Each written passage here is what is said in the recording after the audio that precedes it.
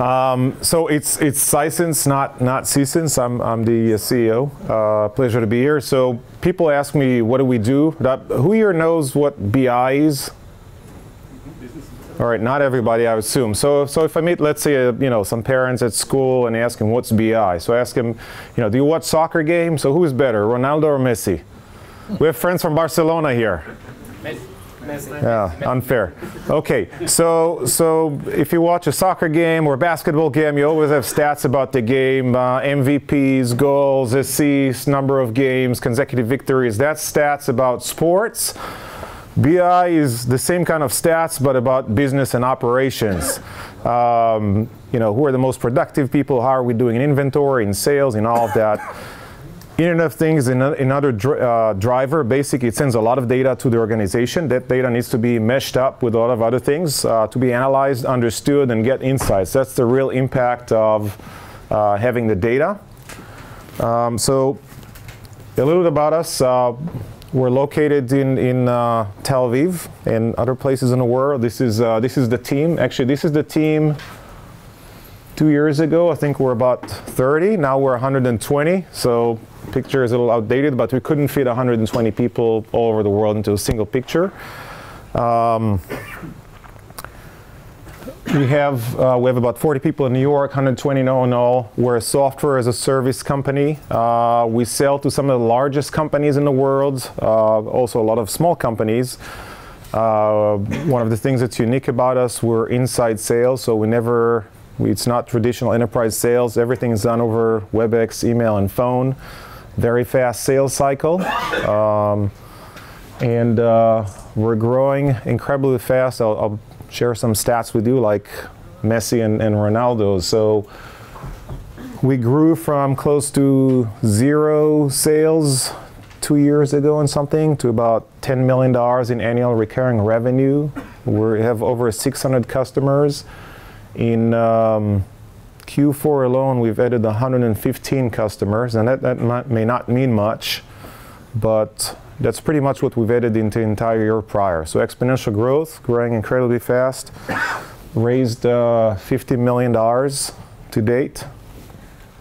What does the software do? It's a business intelligence software that lets everyone, even non-technical people, join lots of data together and analyze it. So what's the big deal? So let's say, I understand there are quite a few technical people that you have some data in Google BigQuery, some data in Hadoop, some in Mongo, and some in Excel or even SAP. And you want to run a query, okay, that runs across all the database in a single report or statement. So select from Mongo BigQuery where some condition and all of that. How long would it take you to build something like that? Throw a guess. Half a day? Yeah, with Sisense you could do it in about half a minute. Okay, that's the beauty. So, and without writing code, without writing SQL, it helps you mesh up lots of data sources and treat them as a single database and create dashboards pretty easily. This is a tool that can be used by non-technical people like yours truly. I was at a conference recently, and I said that they're impressed that a CEO can demonstrate his own software without bringing in technical folks. So everything here runs on my laptop, pretty nimble software. Very, very simple. We just launched the product about a couple years ago, just to see some of the press that we're getting. Forbes says this is taking disruption to the next level.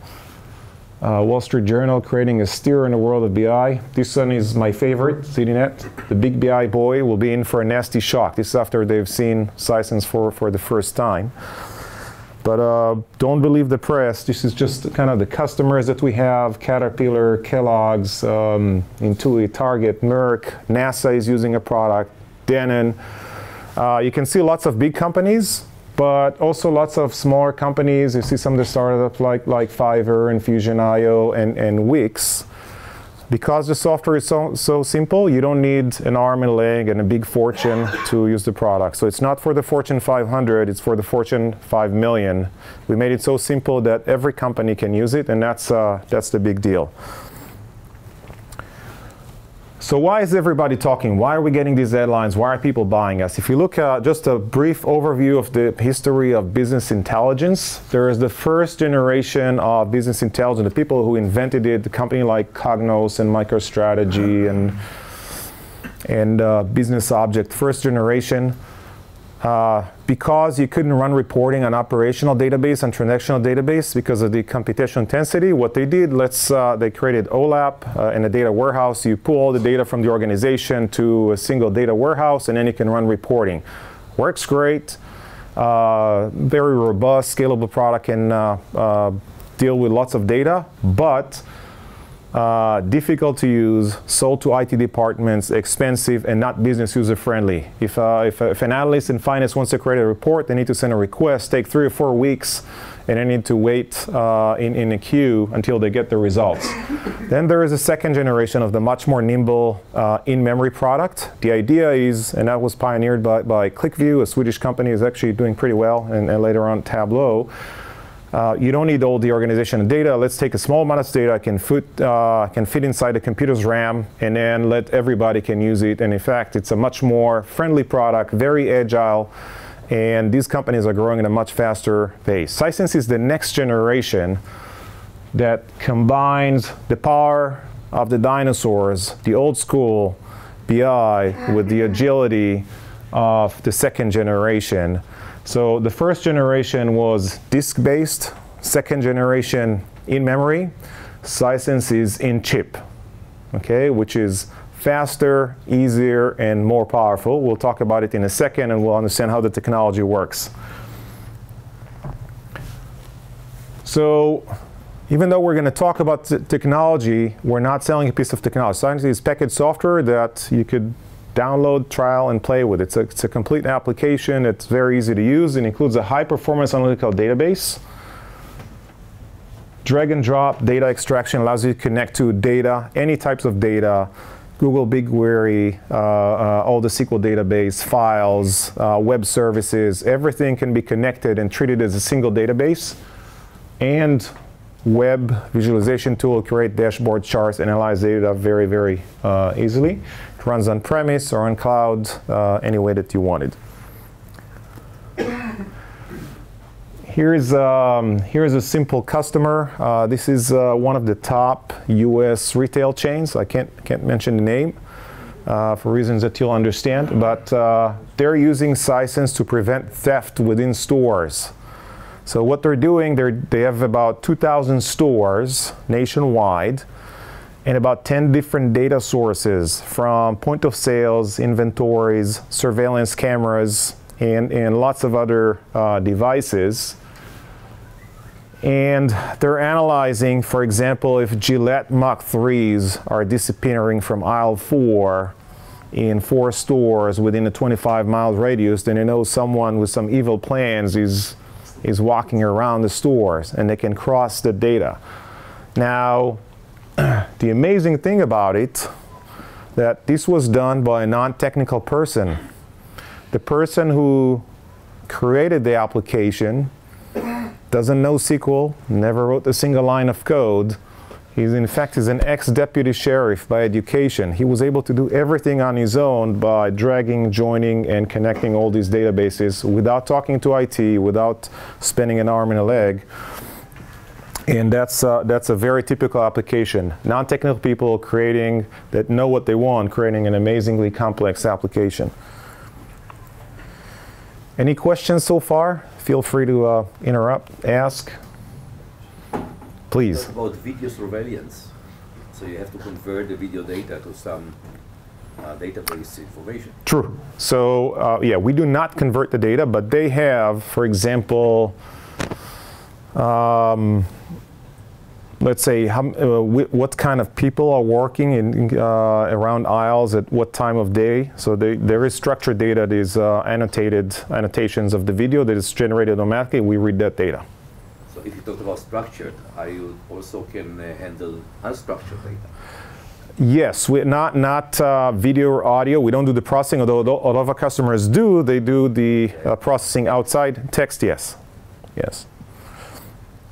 All right.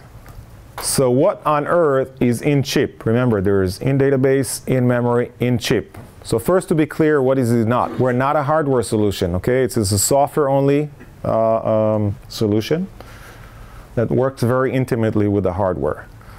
Sisense was designed to take advantage. The latest chipsets are available, doesn't matter if it's from Intel or AMD, okay, that pack a good amount of memory inside the CPU. This is the L cache, okay, inside the CPU. There's L1, L2, L3. That is pretty sizable today. You can get about 20 megabytes per core. This memory is actually 30 to 50 times faster than RAM, okay? It's also a lot smaller. Okay?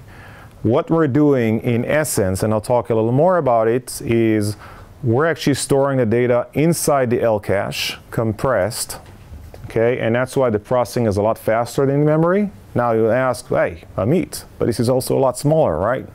So what are you doing, tiny data? No. The other advantage is that we actually use the entire memory hierarchy, the disk, the RAM, and the CPU in a way that I'll explain in a second. And what you're getting, something is actually faster than in memory without the size limitation. The biggest problem with in memory, that you're always limited to physical RAM. You add more data, you add more users, you need to grow the RAM. At some point you need to create more servers, and it becomes complex. Sisense does not have this problem. So there are a number of innovations. How does it work? Okay, first, I said we use the CPU cache. Second, it's a true columnar data store and a columnar data query kernel. Does everybody understand what a columnar data is? Okay, so crash course. Most databases in the world are relational databases. They store data in tables, and then when you need to join multiple tables, there is a join, and that works fine. Okay. With analytics, there is a better way to represent data. The observation is that you only need a small number of columns. If I analyze sales by product and category, I only need 3 columns, whereas in the underlying table, I may have 100 columns or 300 columns if you're looking at a large ERP system, or sometimes thousands of columns. Okay, so a columnar data store, actually, if I have a table with 1,000 rows, and 1,000 columns, okay? In fact, this stores 1,000 tables of a single column. So every column is a table, okay? The advantage that there are very few table scans. We only read the columns that are required for the query, okay? Usually a small subset of the entire table. So you're getting something as a magnitude of order faster for read-only access compared to relational databases. Okay. Now there are a lot of databases that you know, everybody can store data in columns, but this is a true columnar algebra query kernel.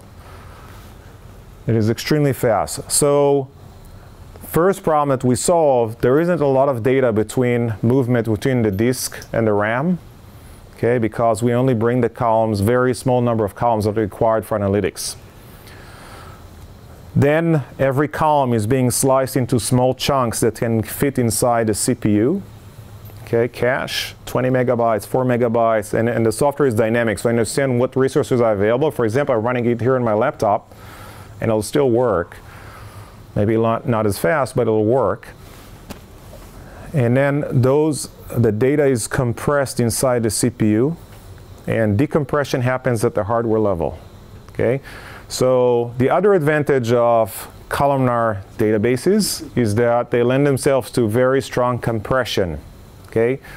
Think about a table with 1 billion records, okay, one of the columns being country. Okay, how many countries are in the world? A couple hundred, okay? That's what you can compress it to if you only look at a single column. Once you compress a full table, you don't have that advantage. So think about it. Slice, compress, dice, put inside the hardware, then comes in the other decompression happens at the hardware level. We also use a SIMD instruction set. This is single instruction multiple data. The multiple chipsets have the ability to do vector processing. So you could add, for example, 16 numbers in a single machine instruction. So let's say that you have you want to do total sales calculation or a unique count of 1 billion records. You slice it per core, and then you could do it a magnitude of order faster. So all of these things combined in CPU, in chip processing, without the size limitation of RAM is the best of both worlds. That's why it's the power of the dinosaurs, the old generation, lots of data, lots of users. We'll talk about users in a minute. So which kind of hardware it is? Which kind of what? Hardware. Which hardware are you using? I'm running it here on my MacBook Air on a virtual machine. It runs on virtual machines because it works pretty much underneath the operating system level. So any hardware, but relatively cheap hardware. Okay, so I'll give some comparison and some numbers, but it's 1,000 times more cost efficient than some of the traditional solutions. Okay, not 10 times, 1,000. Yes, please. Do you write the core in assembler, or can you write it in C? We have, we write it almost in machine language. So first we write in C, and we use special compilers that dynamically generate the machine instruction set. So, but our people know assembly language pretty well. So you further refine it after it's compiled? Yes, yes. And the compilation happens in runtime. Okay, so because it depends on what hardware you're running on. Okay, so this is hardcore technology. It's not some nice user experience. Well, yes, please. CPU, you don't make use of GPU? No. Only CPU? Yeah, it's faster. GPUs as an I/O bottleneck between the GPU and the device here, everything, and not everybody has them. So the beauty, remember, this is deep technology, but most people that use it have no idea what's running inside. It just downloads software. It looks like Microsoft Access and behaves like it. Okay, it's very, very simple. The deep technology is buried deep inside. The other advantage is scaling to users. So if you think running a cross-application, cross-web service, cross-database join is hard, okay, for a single query, the challenge that we're actually solving is a lot tougher because we're not solving queries, okay? Our users have dashboards, okay? And every dashboard could contain several dozens of queries. Every widget is a query. Now multiply it by the number of users. Let's say that you have 4,000 users that are hammering the system on a web page. They don't know that we're running queries. They think that they're opening a web page like my Gmail and expect it to open really fast. So the other challenge, okay, is scaling to lots of users with near real-time response within a few seconds. And here kicks in the other innovation of Sisense. Most in-memory solutions require additional RAM per concurrent users. So usually for every concurrent user, you need to add about 5 to 10% more RAM. Because what they do, they create another copy of the data and caching, and that's how they scale. So let's say that you have 256 gigs of RAM, and now you had 10 concurrent users, not a lot, 10. You need to double to 0.5 terabyte. I mean, I'm sure you could appreciate it's not an easy exercise and very difficult to scale. They need to split to multiple servers. Here kicks in the other innovation of Sisense, scaling to lots of users without adding more RAMs. Sisense stays flat, okay? And in fact, and I know this sounds too good to be true, the more users you add, the faster the software runs. Impossible, right? Okay, let me tell you how. Okay, so our technology is something that we call crowd accelerated BI. So most databases use query caching. Okay, so if I run a query multiple times, then second and third time it'll run very, very fast. Okay, almost in no time. Okay. The problem with that for BI, this is pretty much ineffective because most people don't ask the same questions again. They ask very similar questions but variations, okay? For example, I might run sales by product and country, and my buddy next door could run sales by product and category broken down by months, okay? So these are similar. Caching doesn't do anything, okay? Because we don't run the same thing. If I have 100 salespeople within the company, each one looking at their own reports, the queries aren't identical. They're all seeing their own data, but so caching doesn't work. What Sisense does, remember this is a true columnar database that works with machine level instructions. So every query is broken, is not stored as data, but it's stored as an instruction set. Okay? And every query is broken to several tens of thousands of machine level instructions. That's what's being stored. The beauty of it that when I run a second query, we can use particles of that instruction set again. So if I run sales by country and product, and everybody is running sales by product and category, odds are that 80% of those instructions will be recycled. Okay? So what happens is actually that the more people use the software, the more questions are being asked, the faster it becomes. It's almost the opposite of most other systems that start to slow down as more users. Think of it as a frequently asked questions. Okay, so the system learns over time. Someone told me it's like machine learning. We understand what, we didn't think about it that way, but that's what it does. So the software not only does not slow down with more users, it actually becomes faster. Sometimes when you have new customers say, oh, this is being slow, so just use it a little more, bring more users, and then it starts to, we start to warm up the cache and build the FAQ, and then it runs faster. When you say it's like machine learning, do you use any kind of machine learning software? No, we don't. It's not one of the, I'd say we didn't think about it this way. It's really the compilation, okay, and the way that we recycle the instruction set between operations. Okay, that's it. Because the instruction set is dynamically created. Yes, yes. All right, so that's what it looks like. So connecting different databases from different sources, please. You didn't mention any competition, for instance, Datamir or others do more or less the same. Oh, there's lots. Datamir is for Hadoop only. Okay, it's a kind of like, it's a suite product. It's Excel kind of interface on top of Hadoop. They are using Hadoop, but they know how to get to multiple sources. Yeah, yes, but primarily people use them for Hadoop. Listen, they can do everything. Sisense is for, yeah, we can take data from Hadoop, from everything, okay, but it's not limited. It's a much simpler tool. The beauty is once people download connected data and understand, very, very easy. It could work in minutes. It's the best user experience that's out there. But in terms of scale, ease of use, I've mentioned who we're tackling mostly early on. Datamir, yeah, we don't see them that much. But yeah, there are dozens of companies in the analytics space, and it could be very confusing at times, but each one has their own specialty. Israel are now checking Datamir, for instance, as a solution. So good for them, but yeah.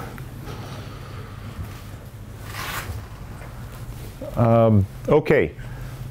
So here you have the user interface to Elastic Manager. I'm going to demo, but basically you can see non-technical people can connect without requiring almost any resources on the computer. Okay, just very, very flat. You could end users.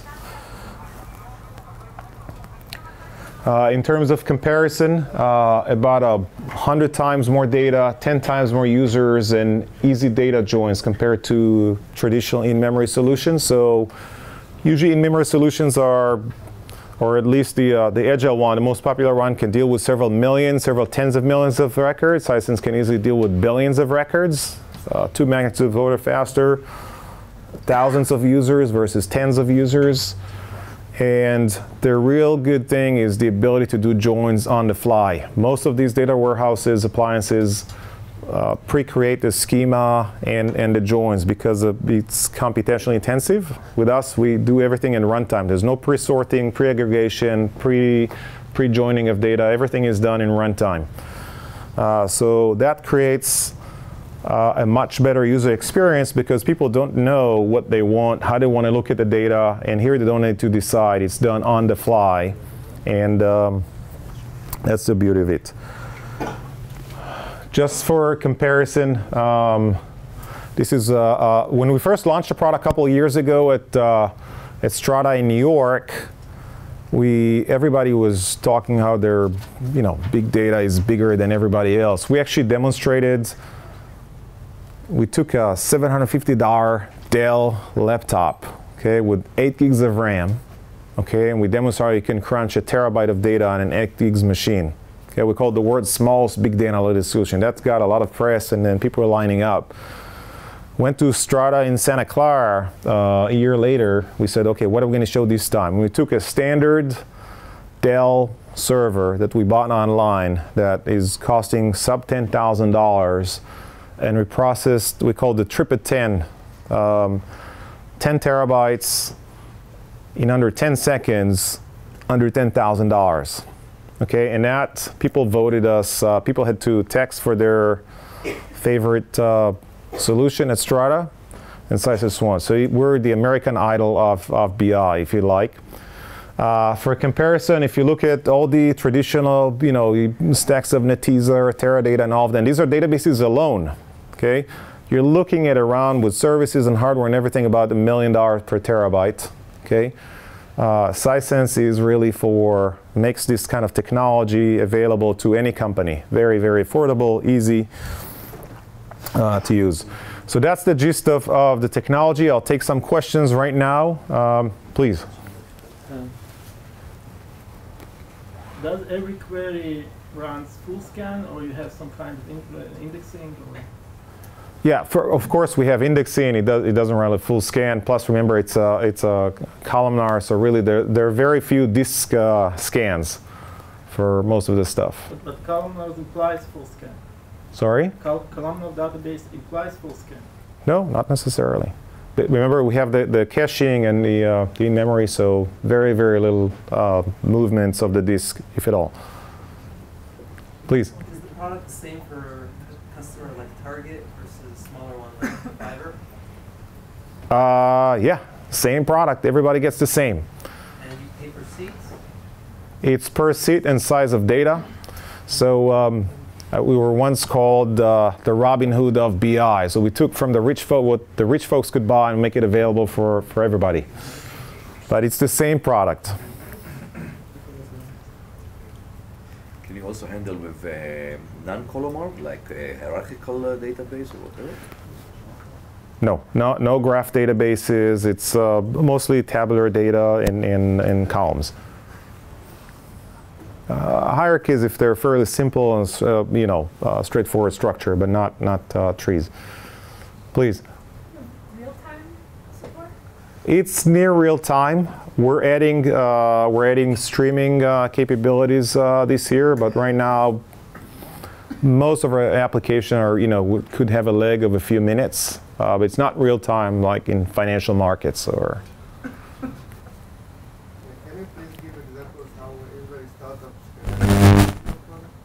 Yeah. So we have a lot of startups. For example, you want to analyze user behaviors from your website. Okay, people that are coming in, visiting the web page, end up converting to paying customers, how much they're paying. Then you have data from multiple sources. Let's say from the website, from the product, the application, maybe your finance system. You take all of them together. Now you need to analyze the data and get the insights. That's how you use the product. A lot of startups and software companies actually embed Sisense inside their application. So the product also has, some people use it as an end user application, but it has APIs, it has white labeling capabilities. You could customize it and plug it in. For example, if I have an application for let me tell you. Okay, this is an Internet of Things application. A Fortune 10 company in the healthcare business, okay, a healthcare or a medical equipment business is using Sisense to show analytics to their customers, the information that comes from various medical devices. Okay, so it reads the data, creates the reports and dashboards, and show it externally to customers. Please. At any point, do you have to initialize the database, or like is there a period of time where you can't use it due to indexing? There's no. So first, because it's not in memory, there's no load time. So one of the things in memory, you have to wait until they load, which sometimes for large data could take a while. So since it's instant. Okay, so there's no load time. You start it and it's there. There is some time for ingestions of the data. That depends on, we have delta updates. So you could just take the updates. Let's say you started with the initial data uploads, which could take a few hours until you process it and turn it to columnar. But from that point on, it's very fast. How long Yes. it may take to make an implementation of Sisense for a company of around, let's say, 50 people? Do you help us to get it? Yeah, it's not, first it depends not how many people usually isn't the problem, but how complex your data model is. Okay, so a very simple model, it's a matter of hours. With complex data models and lots of reports, it could take maybe a couple of weeks, but usually it's very simple. Again, this is like we never meet customers face to face. Everything is done online. So we have online videos, online training. We have onboarding sessions. So it's a software as a service and should be pretty simple. Our goal is that it'll take no time and you wouldn't need to talk to us at all. Want to see a demo? Yes. All right, are you sure? Okay. Once you ask, probably not.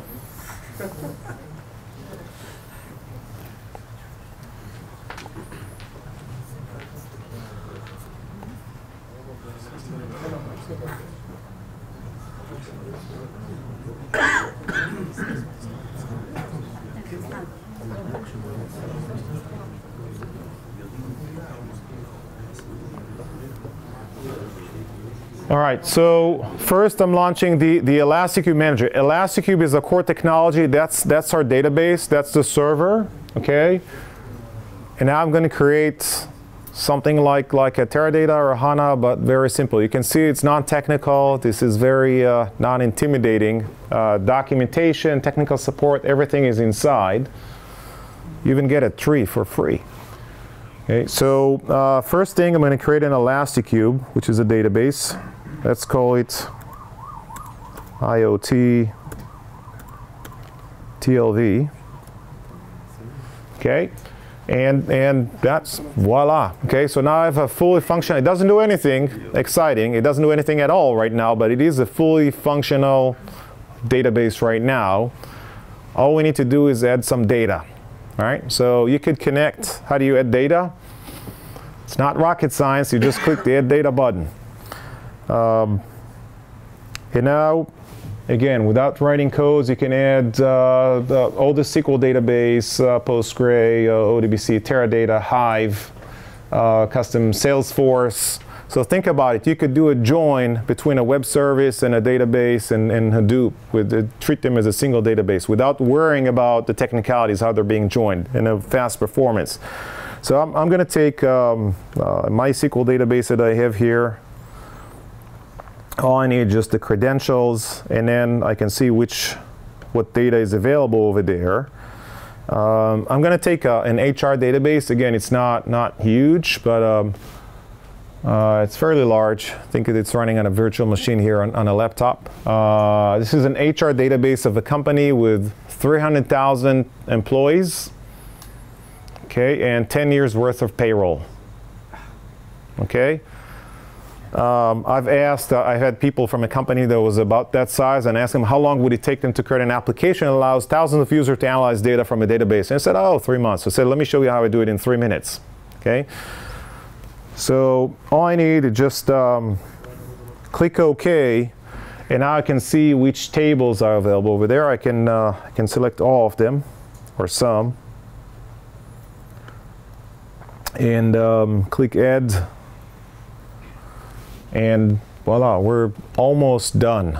Okay, so that was it. You can see the joins are identified automatically by Sisense. If it didn't identify, there's something that it can't identify, then you could just, you want to do the join based on dates, you just drag, drop. It does. You see, it doesn't let you do any errors. Okay, so you can only connect them in ways that make sense. So that's the metadata of the application. You can see this doesn't have to be from the same database. It could be from lots of application. Now you create it. You don't need to do the traditional BI data models. Remember, everything is done in runtime. So all I'm going to do now is click Build. And we're going to start ingesting the data. Now it takes a traditional SQL database and converts it to a compressed columnar database that is ready for analytics. Okay, once you do that stage, you can start analyzing the data.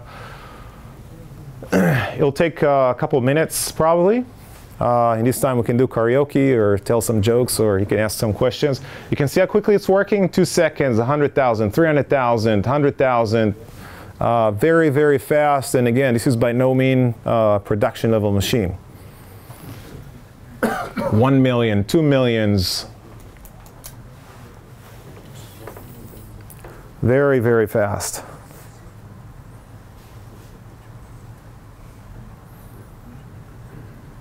Can you tell us which CPU do you have? Is it the This is a single, yeah. The more interesting question is which kind of SIMD either does it have, ABX or SSE4? For that, my friend, you're gonna have to talk to my CTO. I mean, I don't know which kind, but it's available. The term is dynamically what's available at the hardware, okay, level. So and it uses whatever it can. Please. Mobile version of it? Yes. Oh, there is a mobile version to it. Well, you can run a mobile client. The server does not run on mobile. Okay, but yeah, you can certainly connect. I can connect from my iPhone right now and see what's going on with my company. It's a dashboard, not as a... Yes, yes. All right, so that was it. It took a minute, and now I'm going to start analyzing some data. Let's do something simple, just so you can appreciate. So you can see again, I didn't write a single line of code. I already have a functional database that I can use. The front end is 100% HTML5 and JavaScript, so there's nothing to download. And yeah, let's do something. So let's see a head count. Okay, how many employees do we have? All I need to do, take the employee number, count unique. How hard was that? 300,000 employees, okay? To do, if those of you understand database, to do a select distinct count on a database can bring a database to its knees. It's one of the most difficult queries. You want to know how many unique search queries you have. Very difficult. You can see how fast this is working here. Let's say that I want to break it by, let's make it a little more interesting by department. Again, if I want to see it as a pie chart. That was it. So very, very simple, okay, to do it. Very fast response time. Now, this is not done. Let's look at, let's see how much money we're spending.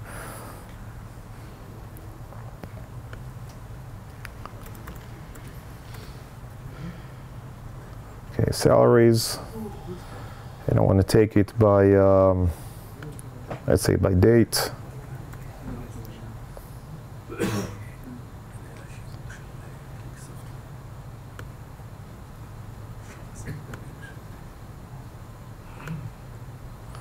Okay, so every question you can see very, very fast. Let's say that you want to just filter by something. So let's say that I want to filter by gender.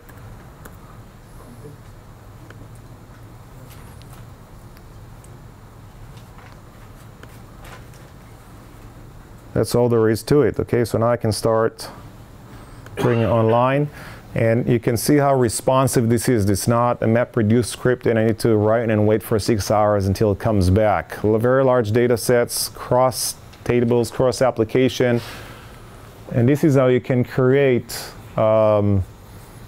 easy to use application on pretty complex data in a matter of minutes, okay, without worrying too much about how the data is being joined and how the data is being compressed or the performance.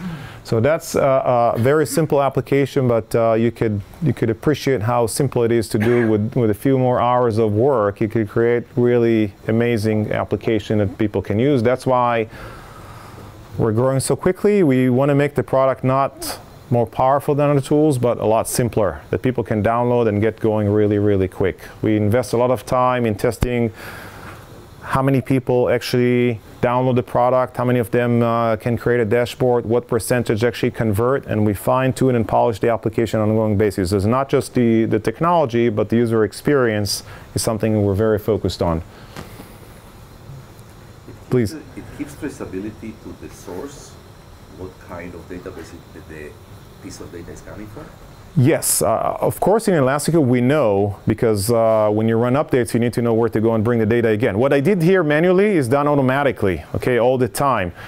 From an end user perspective, not at all. We don't want them to know or even think about where the data is coming. If I want to analyze number of outages by device and by type of customers, they don't need to think about where the data comes. So the Elasticsearch should create a layer of abstraction of the data that people don't need to know where it's coming from. But we certainly do. Please. Do you have any kind of Excel client? Can I connect through Excel to the database, which is in the data? Excel? Yeah. To connect to? Yeah, of course. Yeah, Excel is still the king of data analysis. That's what most people use. Most people that buy Sisense and some of the other tools are using Excel until it can't take it anymore, and then they need something more serious. Yeah, you could create Excel, CSVs, web services, REST, anything. Google BigQueries. Please. Enable internal users to add specific dashboards or repositories which others can use? Yeah, that's everybody could use it. Just all you need, if you have a designer license, then you can create. It's subject to authority, but everybody can do what I just did, create their own, share. So if I want to share it with other people, okay, all I need to do is just click share, just like Google Docs. Okay, so if you add emails of people, now they'll start getting. They can get it, you know, periodic emails with PDFs or anything. So yeah, very simple to share. Yes, in the back. Is it able to consume data from web APIs? Yes. I've just shown you whatever is available standard, but you could roll your own. You could get web services, REST APIs. You could write scripts that will scrape data if you need to. Yes. Is it possible to integrate some more simple types of databases inside? Such as? Such as some customized.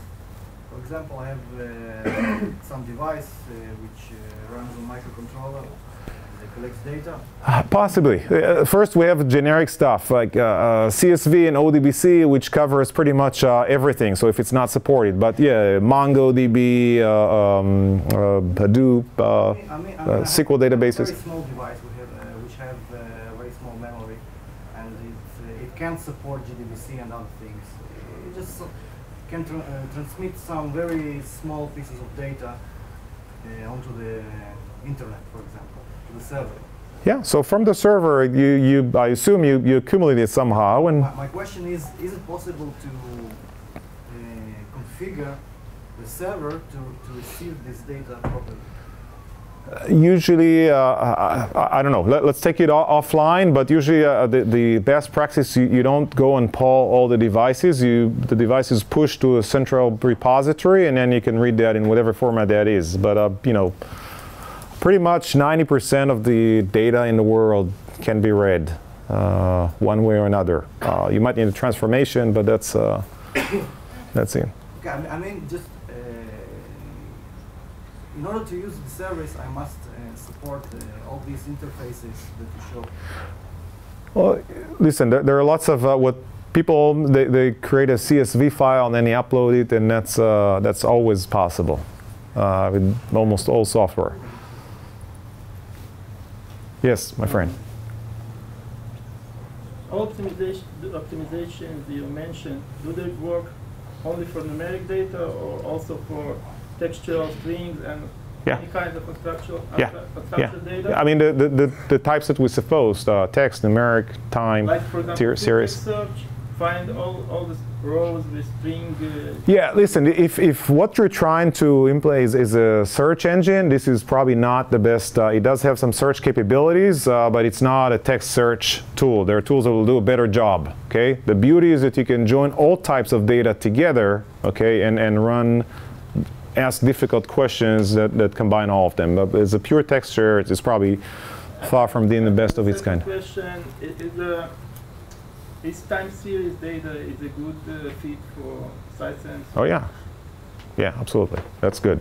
It's great. Please. In the demonstration you just did, you imported the data from the SQL.